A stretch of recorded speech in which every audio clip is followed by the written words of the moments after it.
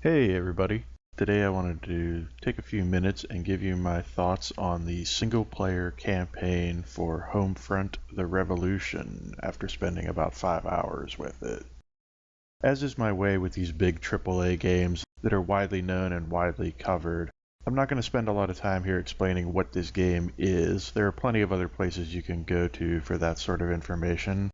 What I'd rather do here is touch on some of the things that I noticed about the game, things that I like about it, things that I don't like about it, and give you a general sense of what my experience with the game has been like so far. I should also point out that I'm going to be releasing another video in the not too distant future that focuses on the co-op aspect of this game, which I was surprised and disappointed to learn was not part of the main campaign experience. So look forward to that. For our purposes here today, let's focus on what the single-player campaign is.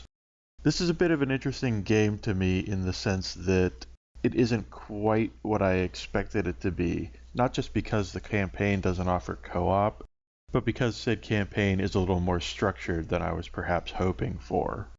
What I really wanted from this game was more of a true sandbox open world experience, and what I feel like I've gotten from it thus far has been more of a guided, heavily structured, while still fundamentally open world experience.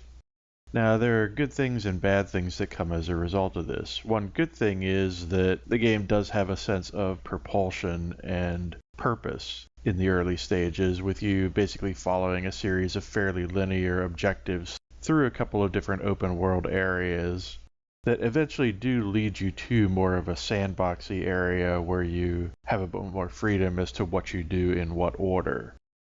It's always a dicey proposition when you have these sorts of open world games with extensive tutorial sections, because I often feel like the tutorial sections have a tendency to misrepresent what the experience of playing the bulk of the game is actually going to be like.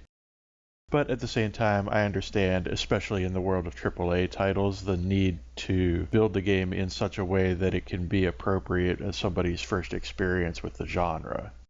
And I do have to say, as guided, tutorial-esque introductory sequences go, this certainly isn't a bad one, and definitely didn't feel like too much of a slog.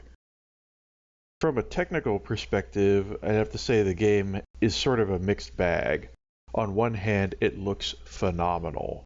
The visual fidelity, the lighting, the environmental design, and complexity are all very appealing. On the other hand, there are a myriad of technical glitches, such as NPC animation and warping issues, cover system malfunctions, waypoint trigger malfunctions, occasional random frame rate drops and hitches, and underdeveloped or outright lazy UI elements. For example, not being able to buy multiple items at the vendors in a single transaction. These are the sorts of issues that would be way more acceptable or way easier to overlook in a budget title, but a big recurring theme for me with this game is the question of whether or not it actually feels like a $60 game. And for me, thus far, I'd have to say I don't get that sense from it. If the campaign had been co-op enabled, I'd be way more apt to give this game a few breaks on the technical side of things.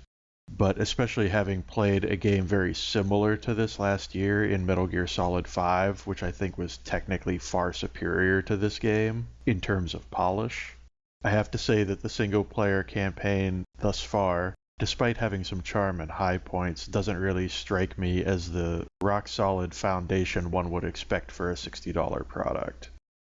Does that mean that I think that Homefront: The Revolution is a bad game? No, far from it. This is a good game. But it is also, to me, a bit of a disappointing game, in the sense that it feels like yet another in a long string of missed opportunities by AAA developers to really take the extensive capital firepower at their disposal and make something truly innovative, special, and medium enhancing. Am I having fun playing through this campaign? Absolutely I am. Are there moments talking to the NPCs and interacting with things in the world and participating in the activities the game's laid out before me where I'm connected to and immersed in the game? Certainly. But these are also things that I've seen and done as a single player experience many times in many other games, at least as well as is done here. To really move things forward, to really give me as an experienced, seasoned gamer something to get really excited about, a game needs to do something more than what's expected or has been done previously. And that's why, as much as I like and am enjoying and am looking forward to completing the single-player campaign in Homefront the Revolution, I also feel it would be disingenuous to enthusiastically recommend this game based on what I've seen of it so far, as I feel it either only does what other games before it have done better for the same or less money, or is just too technically unsound in spots to recommend at the full $60 asking price.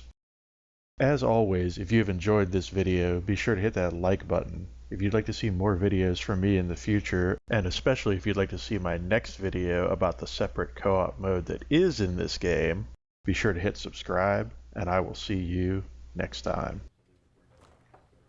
In the yellow zones, KPA forces will recognize you as a wanted man and trigger the global alarm. In order to avoid detection, ensure you keep civilians between you and any soldiers and stay out of sight of cameras, vehicles, and drones. Engaging in combat will also set off the alarm. If the alarm is raised, the KPA will begin hunting you down for as long as the alarm remains active. If you can break line of sight, then the alarm level will begin to reduce, but you can accelerate the cooldown by using hide spots. Be warned though, you can't enter a hide spot while in line of sight of KPA forces, and no safe house will let you enter at all while the alarm is active. Once the alarm level reaches 0, the alarm stops and the pursuit will end. Distraction devices are especially useful here.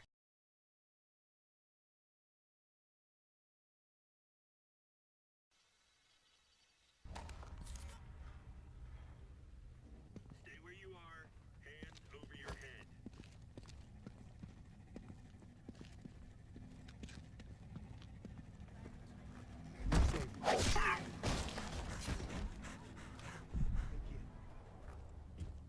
Nice one, Brady. This'll help build support in the district. Road transports for Ashby via entry, leaving in 15